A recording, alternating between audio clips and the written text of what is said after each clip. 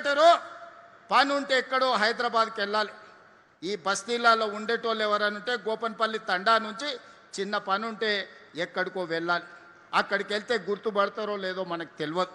మన సమస్యలు వాళ్ళకి అర్థమవుతాయో అర్థం కావో మనకు అర్థం కాదు. అందుకే ఆలోచన చేసి ఒక పద్ధతి ప్రకారం ఈనాడు గ్రేటర్ హైదరాబాద్ మున్సిపల్ కార్పొరేషన్ ఒక పక్కన 150 డివిజన్లతోటి, ఈనాడు సైబరాబాద్ మున్సిపల్ కార్పొరేషన్ 76 డివిజన్లతోని సైబరాబాద్ మహానగరపాలిక సంస్థను పెట్టుకున్నాం. 74 డివిజన్లతోని మల్కాజ్గిరి మున్సిపల్ కార్పొరేషన్ ఏర్పాటు చేసుకున్నాం. ఎవరికి వాళ్ళు ఈరోజు ఈ సైబరాబాద్ మున్సిపల్ కార్పొరేషన్లో కుత్బుల్లాపూర్ శాసనసభ నియోజకవర్గం, కుక్కట్పల్లి శాసనసభ నియోజకవర్గం, షేర్లింగపల్లి శాసనసభ నియోజకవర్గాన్ని 3 జోన్లుగా విడగొట్టి ఒక మున్సిపల్ కార్పొరేషన్గా, ఒక సైబరాబాద్ పోలీస్ కమిషనరేట్గా ఈరోజు మనం ఈ కార్పొరేషన్స్ని ఏర్పాటు చేసుకున్నాం. పోలీస్ కమిషనరేట్లను ఏర్పాటు చేసుకున్నాం. ఒకనాడు పోలీసు వాళ్ళకు మున్సిపల్ వాళ్ళకు సఖ్యత లేదు, మున్సిపల్ వాళ్ళకు హెచ్ఎండిఏ వాళ్ళకు సఖ్యత లేదు. అదేవిధంగా మెట్రో వాటర్ వర్క్స్ వాళ్ళకి ఒక పద్ధతి లేదు. అందుకే ఈనాడు పోలీస్ కమిషనరేట్, మున్సిపల్ కమిషనరేట్ని కంప్లీట్గా ఒకే విధంగా ఒకే సరిహద్దులతోని ఈరోజు పరిపాలన సౌలభ్యం కోసం 3 కార్పొరేషన్లను ఏర్పాటు చేసుకున్నాం.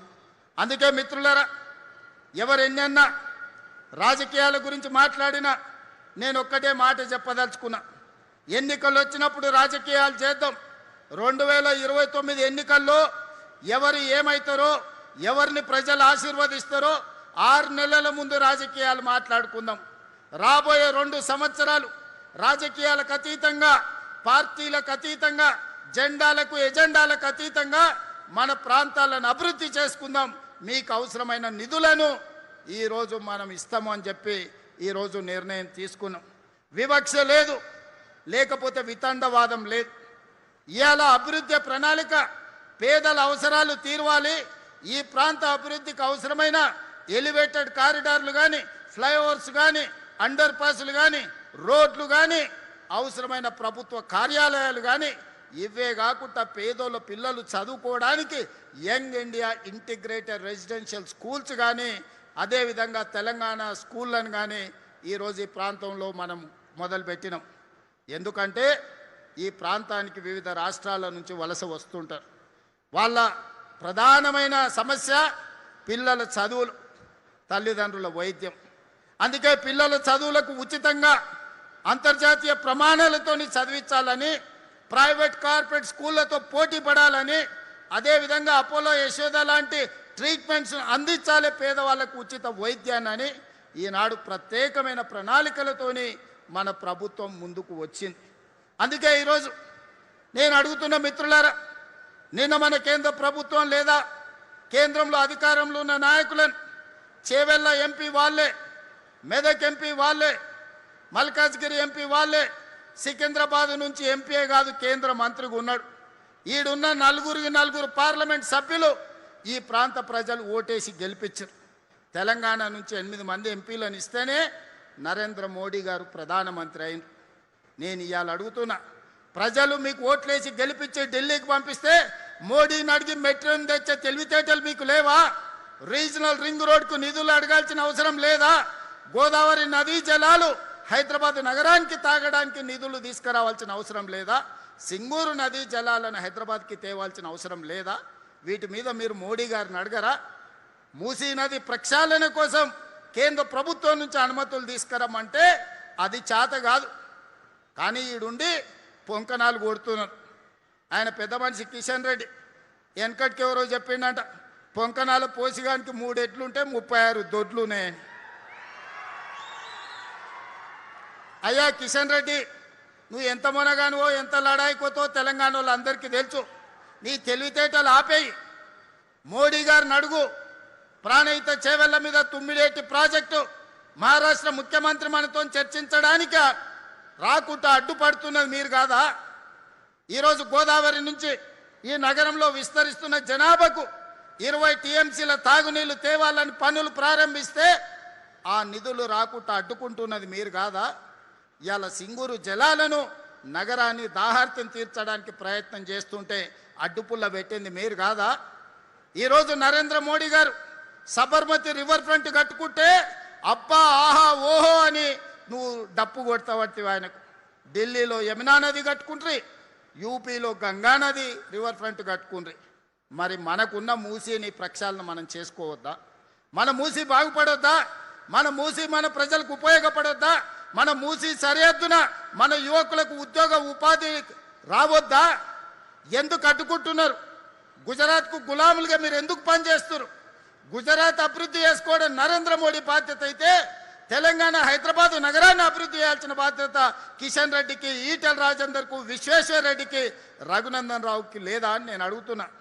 ఇక్కడున్న ప్రజలు మీకు ఓటు వేయలేదా? మిమ్మల్ని ఎంపీలను చెయ్యలేదా? మీరు కేంద్రంలో ప్రభుత్వంలో లేరా? ఇవాళ పదే పదే నువ్వేం చేసినావని నన్ను అడుగుతున్నారు. 10 ఏళ్ళు ఉన్నాయన, 10 ఏళ్ల తర్వాత ఫామ్ హౌస్లో వండుకున్నాడు. 12 ఏళ్ళు అయింది నరేంద్ర మోడీ వచ్చి. 2 ఏళ్లలోనే ఏమి చేయలేదని నన్ను అడుగుతున్నారు కదా. అసెంబ్లీకి రాండి, 10 ఏళ్లలో ఆయన ఏం చేసిండో, 12 ఏళ్ళలో మోడీ ఏం చేసిండో, 2 ఏళ్లలో నేనేం చేసిండో నేను చర్చ పెడతా. మా పిఎస్సి చైర్మన్ అరకపూడి గాంధీ గారితోనే నేను సమాధానం ఇప్పిస్తా. 2 ఏళ్లలో ఏమేమి పనులు చేసినో, ఏమేమి విధాన నిర్ణయాలు చేసినో, ఏ విధంగా మన రాష్ట్ర అభివృద్ధి కోసం ప్రణాళికలు సిద్ధం చేసినో అసెంబ్లీలో 4 రోజులు దీని మీదనే చర్చ పెడతాం. మీరు రాండి, చర్చ చేద్దాం. ఇలా తప్పించుకోవడం మీ చేతనే అవుతుంది అనుకుంటున్నాం. కానీ ఎలుకకు పొగబెట్టి బయటకు ఎట్లా తేవాళ్ళనో మా కార్యకర్తలు అందరికీ తెలుసు. మీరు అనుకుంటున్నాం ఎప్పటికీ మోసం చేస్తామని. వాళ్ళని చూడురి, మున్సిపల్లో చిన్న వార్డు మెంబర్కి ఎన్నికలు ఉంటే మోడీకి చూసి ఓటేయండి అంటారు. నేను అడుగుతున్న కిషన్ రెడ్డి గారిని, మన మోరీలో మురికి తీయాలంటే మోడీ వస్తాడే? ఈడున్నోడు ఎవడన్నా సక్కనైనోడు ఉండాలి. పెళ్లి పెద్దను చూసి పిల్లగానికి పిల్లని ఇస్తే వాడు సంసారం చేయకపోతే పెళ్లి పెద్దని అడుగుతామా? ఇవాళ ఈడ ఓట్లు వేసేటోడు మనకు పని చేసేటోడు అయి ఉండాలి. మనకు అందుబాటులో ఉన్నోడు కావాలి, మన సమస్యలు తెలిసినోడు కావాలి. అందుకే మీరు అరకపూడి గాంధీ గారిని 2014, 2018, 2023 3 సార్లు హ్యాట్రిక్ గెలిపించిందంటే మీ సమస్యల పట్ల అవగాహన ఉండి మీకోసం కొట్లాడుతున్నాడు కాబట్టి 3 సార్లు ఎమ్మెల్యేగా గెలిపించిండు. అందుకే ఈనాడు ఎప్పుడు కలిసినా ఈ శేర్లింగంపల్లి నియోజకవర్గంలో రోడ్ల గురించి, తాగునీటి సమస్య గురించి, ట్రాఫిక్ జామ్ల గురించి ఎప్పుడు మాట్లాడుతుంటాడు. బస్సుల గురించి వారు అడిగినారు. తొందరలోనే గాజుల రామారంలో 100 ఎకరాల అంతర్జాతీయ బస్ టెర్మినల్ని కట్టుకోబోతున్నాం. ఆల్రెడీ ఆర్టీసీకి 100 ఎకరాల భూమిని కేటాయించినాం. 3 నెలలు తిరిగే లోపల పనులు ప్రారంభించుకుంటాం అని చెప్పడానికి నేను సంతోషిస్తున్నా. ఈ ఏరియాల ట్రాఫిక్ సమస్యను పరిష్కరించడానికి, ఈ బస్సుల బెడద నుంచి మిమ్మల్ని కాపాడడానికి గాజుల రామారంలో 100 ఎకరాల అంతర్జాతీయ బస్ టెర్మినల్ మనం కట్టుకుందామని తెలియజేస్తున్నాం. మెట్రో విస్తరణ ఈరోజు రాయదుర్గంలో ఆగిపోయింది. అక్కడి నుంచి నియోపోలిస్ వరకు ఈరోజు మనం విస్తరించుకునే కార్యక్రమం చేసుకుందాం. ఇవాళ ఈ ప్రాంతంలో 200 కోట్ల రూపాయల పైగా ఎకరం ధర వలుకుతుందంటే ఈ ప్రాంతంలో మౌలిక వసతులు అవసరం. మనం విశ్వనగరం అని గొప్పలు చెప్పుకుంటే సరిపోదు, దానికి సరిపోయినన్ని సౌలతులు ఉండాలి. ఆ సౌలతులు చేయాల్సిన బాధ్యత ఈ ప్రభుత్వం మీద ఉన్నది. అందుకే